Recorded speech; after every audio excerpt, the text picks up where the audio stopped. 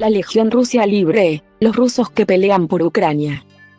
Región del Donbass, el soldado se arrodilla en la nieve, apunta con el lanzamisiles y dispara en dirección a las tropas rusas posicionadas a poco más de 1 kilómetro. Hace el disparo desde una posición ucraniana y se parece al resto de los soldados ucranianos que combaten al sur de la ciudad de Bakhmut. Uno de los más brutales escenarios de esta guerra. Pero ni él ni sus camaradas son ucranianos. Son soldados de una unidad militar integrada en su totalidad por rusos que combaten por Ucrania y matan a sus propios compatriotas. Son rusos que tomaron las armas para luchar contra su país por diversas razones: la indignación moral ante la invasión, el deseo de defender a su patria de adopción, Ucrania, o un rechazo visceral al presidente ruso, Vladimir Putin.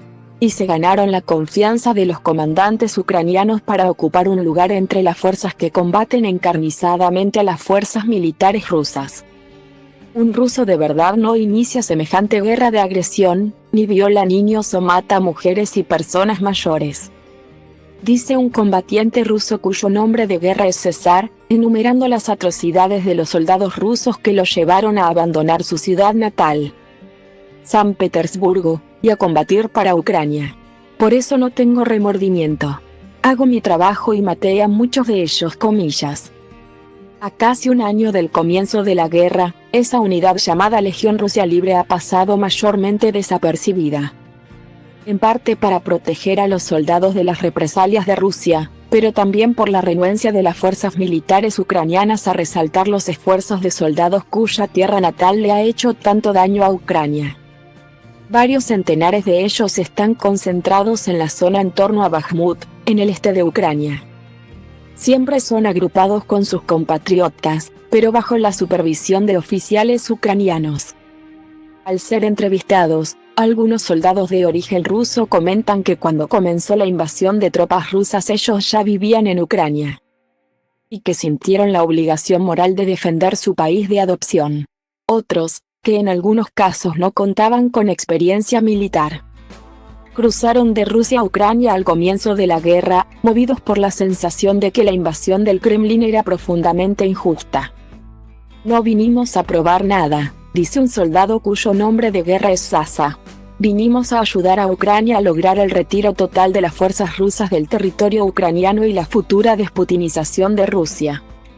Al comienzo de la guerra, la legislación ucraniana prohibía que ciudadanos rusos integraran las fuerzas armadas. Recién en agosto se aprobaron leyes que permitieron que la Legión Rusia Libre se sumara al combate legalmente.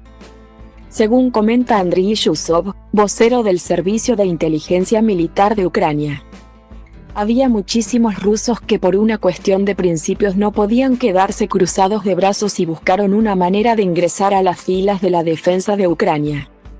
Dice Yusov, para explicar lo que motivó la creación de esa unidad militar. Todos los legionarios vinieron con un deseo inmenso de frenar a la horda de Putin y liberar a Rusia de la dictadura, comillas. El grupo opera bajo la égida de la Legión Internacional Ucraniana, una fuerza de combate que incluye unidades integradas por voluntarios estadounidenses y británicos, bielorrusos, georgianos y de otros países.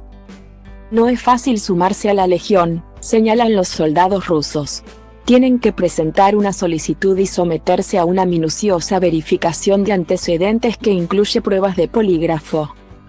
Recién entonces pueden iniciar el entrenamiento básico, como tienen pasaporte ruso.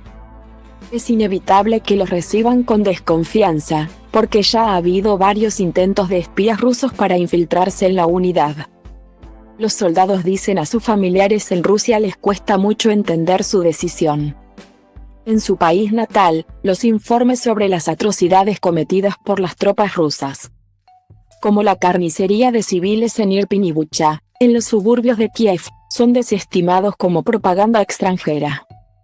No saben toda la verdad, dice un soldado de 32 años que se hace llamar Miami. Y agrega que sus padres lo instaron a combatir en el bando ruso. Les dicen que acá vive gente mala y se lo creen.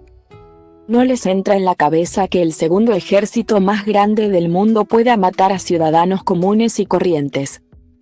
En el frente oriental, el diluvio de artillería nunca se interrumpe por mucho tiempo. Las fuerzas rusas martillan sobre las posiciones ucranianas para desalojarlas de Bakhmut antes de lanzar la tan anunciada ofensiva destinada a apoderarse de toda la región del Donbass. En una posición ucraniana cuya ubicación precisa no puede ser revelada por cuestiones de seguridad.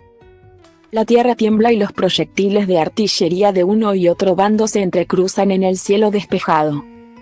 Las fuerzas rusas acaban de lanzar una descarga de cohetes Grad-B grande M21 que barrió la zona e hirió a varios civiles, pero no alcanzó a los soldados.